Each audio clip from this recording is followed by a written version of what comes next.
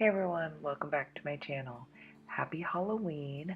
I hope you are enjoying it and you have some time to check out some kind of spooky artwork inspired by one of my favorite Halloween stories and movies growing up. I decided to keep with the inks and add some color since I've been doing so much black and white color for all of my Inktober this month. I really wanted some more color back in there. I mean, the other countdown to Halloweens have been, sating my need for some color, but this one I really enjoyed it a lot, and I got to use some Winsor Newton colored inks for it, and I really hope you guys enjoy it, and let's go ahead and get to the artwork and stop me rambling.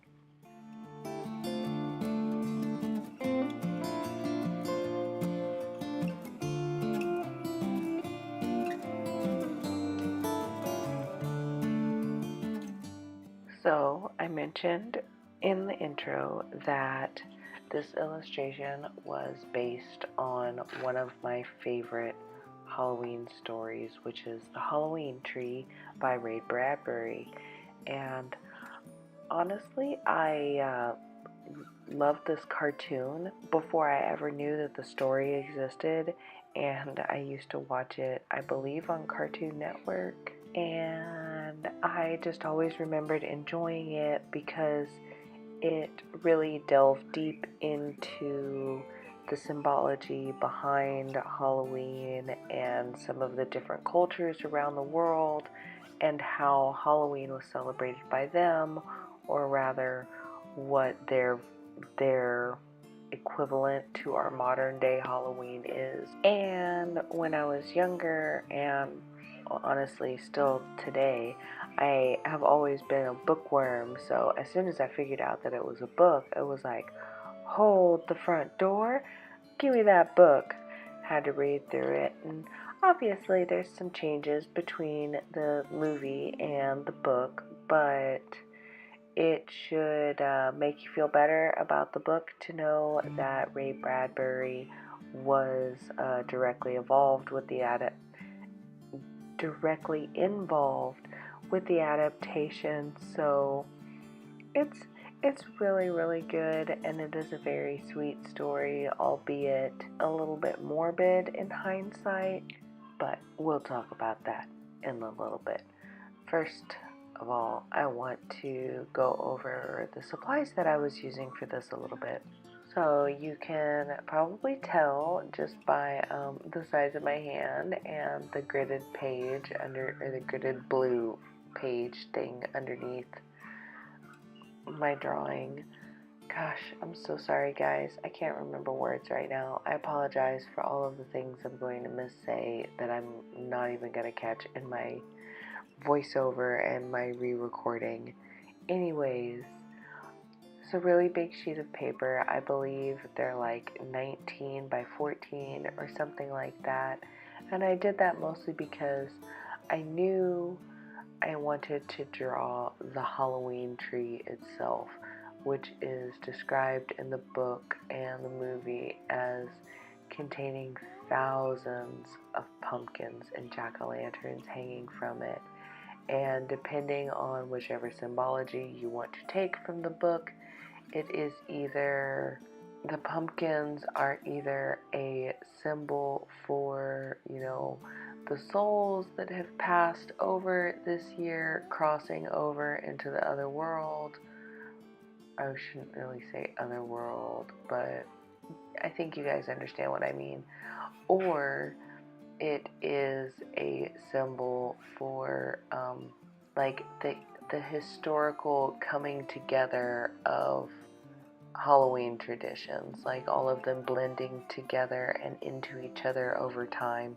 Even if we don't understand why we do some of the traditions that we do, they still are things that are passed down from those previous generations and those previous traditions.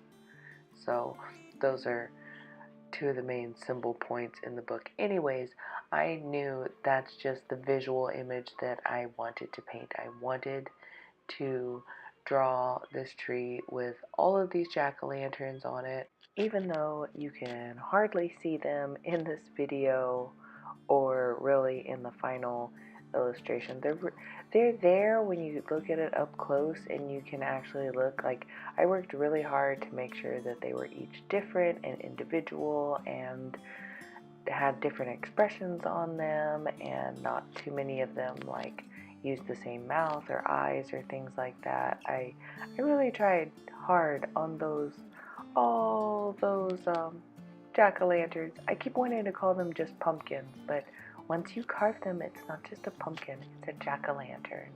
And I'm so disappointed in myself because it is Halloween day and I haven't got a pumpkin yet. I am going to go out this afternoon and buy a pumpkin as soon as I take a power nap from staying up all night long to finish this video and get it posted for you guys today.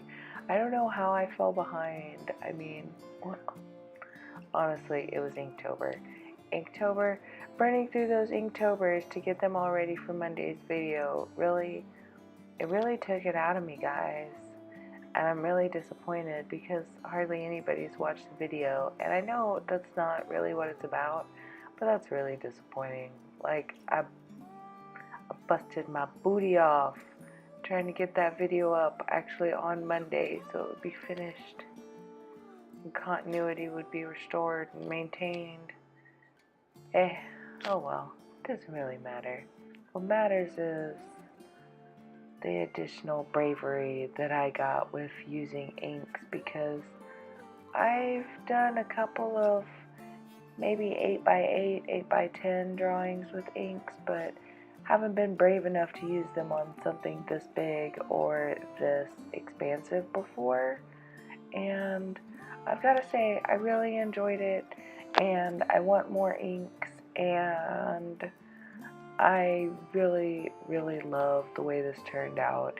Even if the little jack-o'-lantern faces aren't quite as prominent as I originally thought of them in my head, that means I just have room for improvement and a reason to redo this drawing later on.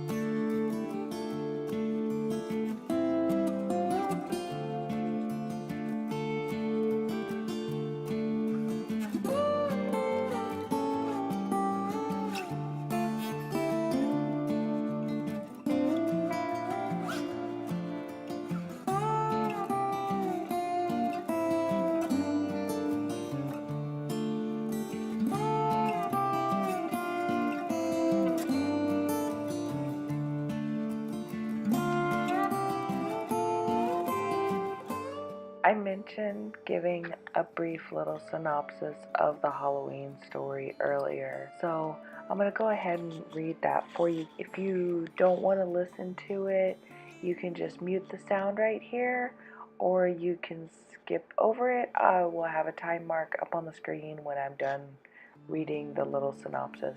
It's pretty vague, so it doesn't necessarily give away the ending or anything like that, so I don't think a spoiler alert is necessary. So, one Halloween, a group of 8 boys set out to go trick-or-treating, only to discover that their 9th friend, Pipkin, has been whisked away on a journey that could determine whether he lives or dies.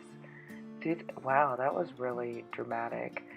Through the help of a mysterious character named Carapace Clavicle Monshround, they pursue their freedom across time and space through ancient Egyptian, ancient Greek, and ancient Roman cultures, Celtic Druidism, and the Notre Dame Cathedral in medieval Paris, as well as the Day of the Dead festival in Mexico.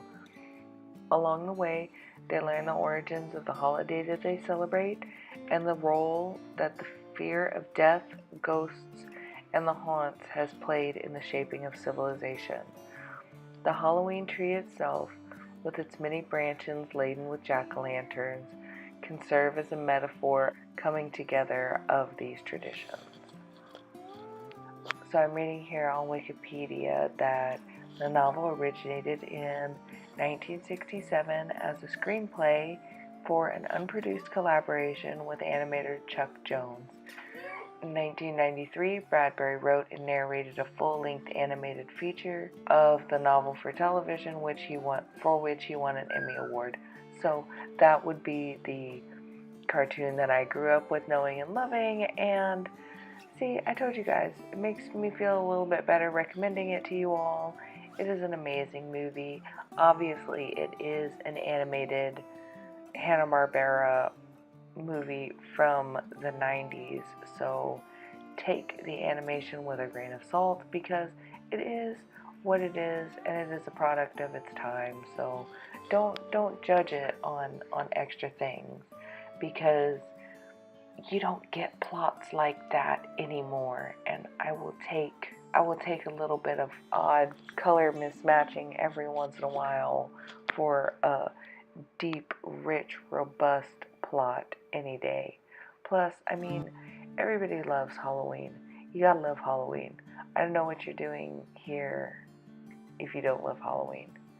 Then again, it is Halloween, and you're probably not gonna watch this YouTube video today, so I'll see you guys soon.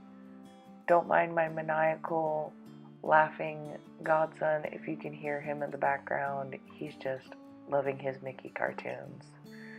Thank you guys as always for tuning in.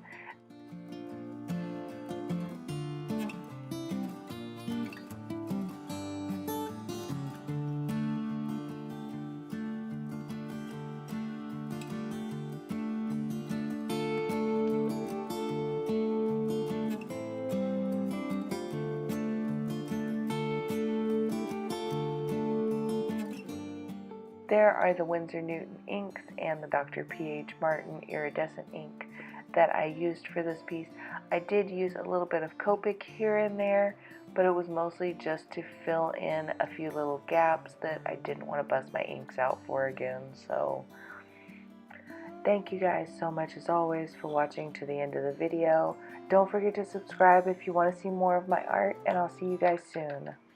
Alright everybody, what do you think? How do you like it? Since you've already seen it in much better resolution. Here is the final piece. It's a pretty big one, and I'm kind of sad that I worked on it so quickly, and I definitely want to approach this again in the future, but I really love, oh, you can't even see it.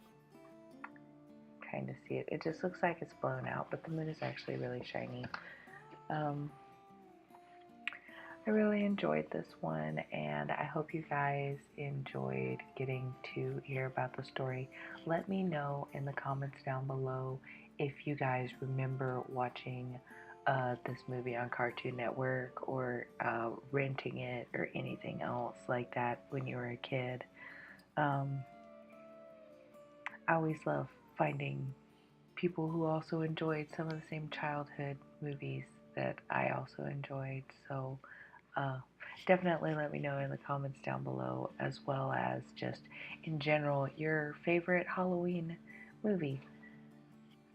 Once again, I hope you guys. Once again, I hope you guys have an awesome Halloween. Thank you for taking the time to watch this video, especially if you're watching it on Halloween. I know you've got so many other things to do, so go ahead and go out to do them. Have fun, trick or treat to your heart's content, but also be safe and have so much fun.